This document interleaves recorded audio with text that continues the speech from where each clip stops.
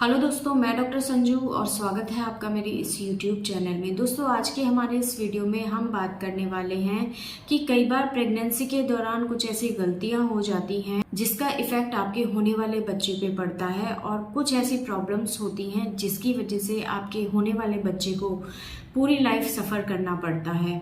बहुत से बच्चों को आपने देखा होगा कि जब बच्चा पैदा होता है तो बच्चे के सिर वाला हिस्सा पूरी तरह से डेवलप नहीं होता है।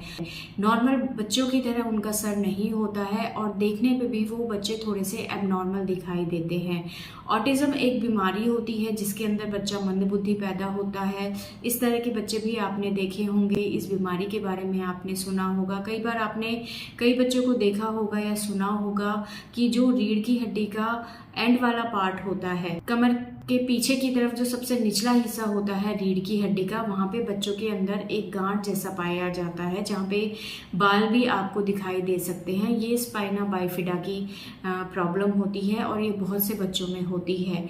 तो ये जितनी भी प्रॉब्लम्स अभी मैंने बताई हैं ये सब न्यूरोलॉजिकल डिफेक्ट होते हैं, न्यूरल ट्यूब डिफेक्ट होते हैं, जो कि अगर आपके बच्चे में हो जाते हैं और अगर बहुत सीवियर होते हैं तो इसके वजह से आपके बच्चे फ्यूचर में जाके एबनॉर्मल हो सकते हैं। तो इन प्रॉब्लम्स के पीछे का कारण क्या है?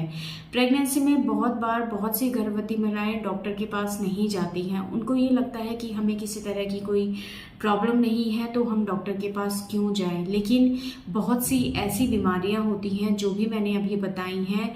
इन बीमारियों को देखते हुए डॉक्टर आपको कुछ ऐसी मेडिसिन प्रेस्क्राइब करते हैं जिससे आपके होने वाले बच्चे को इन बीमारियों से बचाया जा सके। इसीलिए प्रेगनेंसी में आपको डॉक्टर के पास जाना ज़रूरी होता है। बहुत से लोगों को लगता है कि हम डॉक्टर के पास जाएंगे और डॉक्टर हमें बिना वजह ऐसे ही दवाइयाँ दे देंगे और उससे हमें नुकसान हो सकता है। तो देखिए, हर चीज़ के पीछे कोई ना कोई कारण होता है। डॉक्टर अगर आपको कोई दवाई दे रहे हैं तो उन्हें पता है कि ये दवाई आपके शरीर में जाके क्या इफ़ेक्ट डालेंगी और इससे बहुत सारी ऐसी प्रॉब्लम्स हैं जिससे आपको और आपके होने वाले बच्चे को हम बचा सकते हैं। तो ये जो जितनी भी प्रॉब्लम्स होती हैं इनके पीछे का सबसे बड़ा कारण होता है महिलाओं के शरीर में फॉलेट डेफिशिएंसी।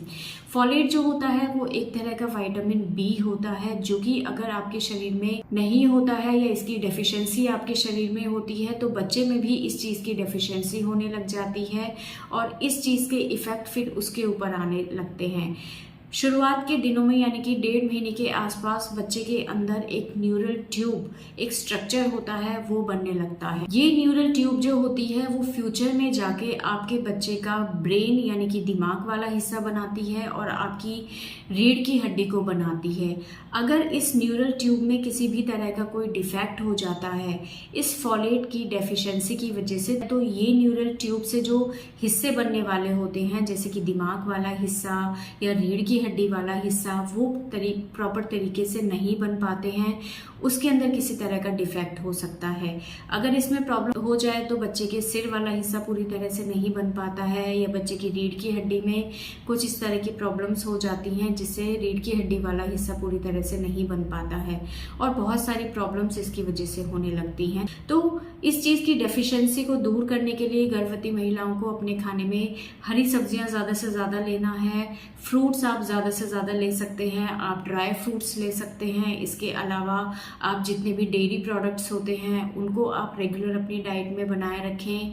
नॉनवेज के भी अंदर भी ये फॉलेट पाया जाता है और अगर सिंथेटिक रूप में हम देखें जो कि मार्केट में तैयार किया जाता है वो होता है फॉलिक एसिड। ये जो फॉलिक एसिड की टैबलेट्स होती हैं जो कि डॉक्टर प्रेगनेंसी के दौरान आपको खिलाते हैं, ये फॉलिक एसिड एक तरह का फॉलेट ही होता है और फॉलिक एसिड की टैबलेट देने के पीछे यही एक सबसे बड़ा कारण होता है कि आपके शरीर में फॉलिक एसिड यानी कि फॉलेट की डेफिशिएंसी ना हो पाए। तो अगर आप प्रेग्नेंट हैं तो प्रेगनेंसी की शुरुआत से ही आपको फॉलिक एसिड की टैबलेट रेगुलर लेना है और अगर आप फॉलिक एसिड की टैबलेट नहीं लेना चाहते हैं तो जो भी मैंने खाने पीने की चीज़ें आपको बताई हैं उनको आपको अपनी डाइट में इंक्लूड करना है जिससे आपके शरीर के अंदर इस फॉलेट की डेफिशिएंसी ना हो पाए।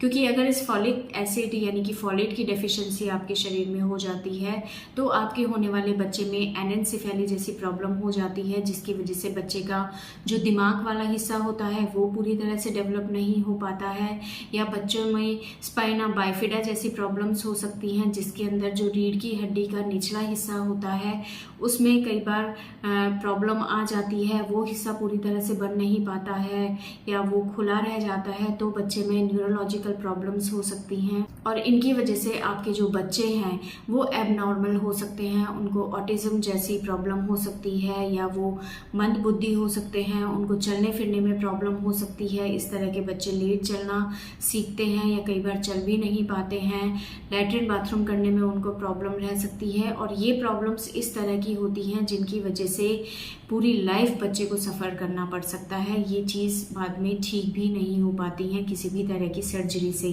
इसलिए इन सब चीज़ों को देखते हुए गर्भवती महिलाओं को प्रेगनेंसी के शुरुआत के दिन से ही फॉलिक एसिड की टैबलेट रेगुलर लेना है, ताकि इस फॉलेट की डेफिशिएंसी बॉडी में ना हो और इस तरह के न्यूरोलॉजिकल डिफेक्ट आपके बच्चे में ना हो।